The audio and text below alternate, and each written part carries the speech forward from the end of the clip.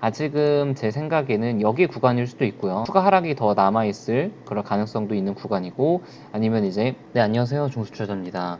오늘 시장에 대해서 좀 정리를 하고 5G 종목들 전망에 대해서 간단하게 제 생각을 좀 말씀을 드릴게요. 오늘 좀 반전을 하나 싶더니 결국에는 음봉 마감을 했네요. 아직도 하락의 끝은 좀 아닌 것 같고요. 좀 국내적으로 안 좋은 상황들이 많이 있다 보니까 시장이 좀 아직도 안정을 찾지 못하는 모습이고, 일봉상으로도 그렇게 좋은 모습은 아닌 것 같아요. 좀 별로 좋지 않는 모습이고, 좀 추가 하락이 나올 가능성도 좀 높은 그런 구간입니다. 일단은 코스닥 쪽은 외국인이 많이 샀는데, 코스피에서 외국인이 엄청나게 많이 팔았네요. 연기금이랑 금융투자가 좀 들어오고. 그래서 이거는 별로 큰 의미가 없는 것 같고, 외국인이 지속적으로 우리나라에서 이제 빠져나간다는 것이 좀 문제이고, 신용 잔고는 많이 하락을 했어요. 많이 하락을 했는데 아직도 하락할 구간이 조금 더 많이 남아 있다는 것이 문제인 것 같고, 오늘도 신용 잔고가 많이 감소했을 것 같은데, 지금 제가 조금 이따 단기 바닥에 대한 영상을 좀 올릴 텐데, 단기 바닥이 거의 가까워진 것 같지만은 아직은 확신을 할 수 없는 그런 상태이다 정도로 정리를 할 수가 있겠네요. 오늘 장 초반에 지수 흐름을 보신 분들은 아실 텐데, 오늘 엄청나게 변동성이 심했어요. 코스닥이 시작하자마자 장중에 마이너스 5% 하락하면서 엄청난 투매가 나왔거든요. 5G 종목들도 막 개별 종목이 마이너스 8%, 10% 이렇게 하락을 하면서 굉장히 큰 하락폭을 보였었는데, 그러다가 장중에는 거의 다 복구를 했는데 결국에는 막판에는 마이너스로 다 전환하긴 했죠. 그래서 제가 이 마이너스 10%까지 빠졌을 때 1분봉을 좀 봤는데, 이렇게 빠지는 원인은 한 가지예요. 굉장히 상당한 수의 물량을 시장가로 던졌을 때 이렇게 갑자기 급락을 하는 경우들이 많거든요.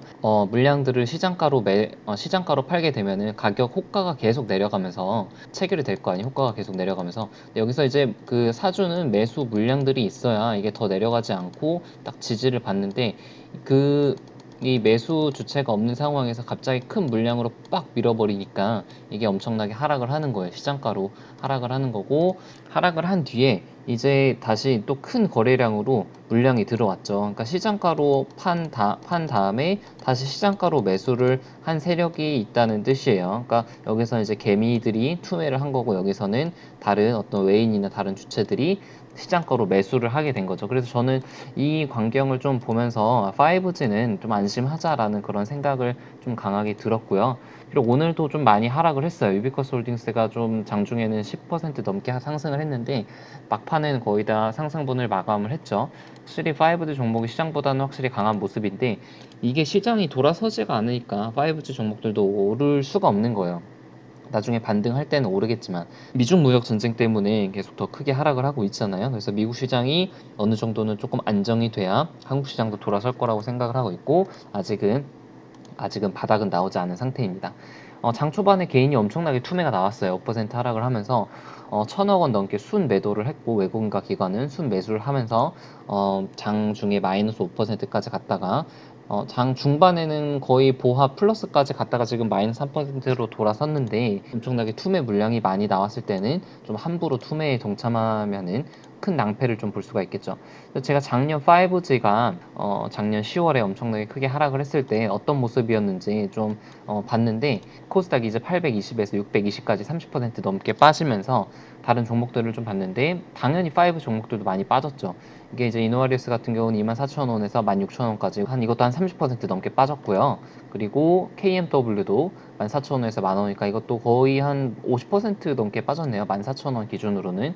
그리고 이 오이솔루션 같은 경우도 이것도 14,000원에서 만원 정도 빠졌으니까 40% 넘게 빠졌고요. 그러니까 10월 달에 보면은 지수가 많이 빠지면은 어쩔 수 없어요. 좋은 종목들도 당연히 다 같이 빠지게 될 수밖에 없고, 장이 이제 돌아설 때 장이 좀 안정화될 때, 그때 이제 반등을 할 수가 있는 거예요. 그래서 아직은 제 생각에는 여기 구간일 수도 있고요. 그러니까 지금 추가 하락이 더 남아있을 그런 가능성도 있는 구간이고, 아니면 이제 거의 하락이 마무리됐을 가능성도 있지만은, 제 생각에는 아직은 마무리가 된 것 같진 않고, 최소한 이렇게 쌍바닥은 나와줘야 하락이 이제 마무리가 됐다라고 가정을 할 수가 있는 건데, 아직 그 하락 추세 중에 있는 구간인 것 같습니다. 아직까지는. 그래서 5 종목들이 많이 하락을 같이 했지만 나중에는 이제 상승을 했으니까 안정이 되면은 5G 종목들도 전반적으로 다 같이 상승할 거라고 기대를 좀 하고 있습니다. 이렇게 악재가 많은 상황에서는 오를 수가 없어요. 여러 가지 국내외 정세들의 영향을 안 받을 수가 없고 모든 악재들이 다 반영된 이후에 상승을 좀 기대를 해 봐야겠죠. 그래서 오늘 오이솔루션 기업 설명회를 8월 12일 날 IR 발표를 한다고 하니까 여기서 이제 좋은 내용들, 좋은 실적들에 대해서 좋은 전망을 좀 기대를 해보고 이노와리스도 기사가 뭐 하나가 있네요. 국내 업체인 이노와리스와 함께 LG U 플러스가 PC가 필요한 5G 모바일 품질 측정 앱을 개발했다. 뭐 이것이 뭐 크게 실적에 미칠지 안 미칠지는 모르겠지만 그래도 열심히 5G 품질을 개발을 하고 있는 그런 상태입니다. 그리고 오늘 신라젠이 드디어 이제 거래량이 터졌어요. 거래량이 터졌다는 게 상당히 좀 의미가 있는데 왜냐면은 이게 보시면은 점화가 갈 때는 거래량이 거의 없었죠. 거래량이 없다는 뜻은 앞으로 계속 엄청나게 하락을 더 크게 할 가능성이 있는데 오늘 거래량이 터져주면서 이렇게 지금 점한가까지는 그렇게 막아졌고 그렇다고 여기서 이제 다시 뭐 급반등할 순 없죠. 이제 팩사백 자체가 신뢰를 잃었기 때문에 근데 HLB처럼 약간은 좀 횡보를 할 수 있다. 이거 이제 신라전이 횡보만 해주는 것만 해도 큰 역할을 하는 거예요. 바이오가 이게 만약에 신라젠이 계속 점화를 가게 된다면은 모든 바이오 종목들이 다 하락을 할 가능성이 높기 때문에 이게 지금 거래량이 좀 터져져서 시장 안정화 측면에서 조금은 도움이 된 것 같습니다. 그래서 오늘 시장도 그렇게 좋지는 않았는데 그래도 다행인 거는 이제 투매가 나왔다는 뜻은 거의 다 이제 바닥에 가까워지고 있다라고 그렇게 생각은 되지만 여러 가지 국내 정치가 너무 안 좋기 때문에 그런 것들을 좀 자세히 보면서 좀 매매를 해야 될 것 같고 5G에 대한 기대는 여전히 가지고 있지만은 아직은 때가 아닌 것 같다 정도로 정리를 할 수 있겠습니다. 네, 오늘도 너무 수고하셨고요. 너무 스트레스 받지 마시고 종목을 믿고 천천히 기다리시면은 언젠가 좋은 날은 올 것입니다. 네, 이상입니다.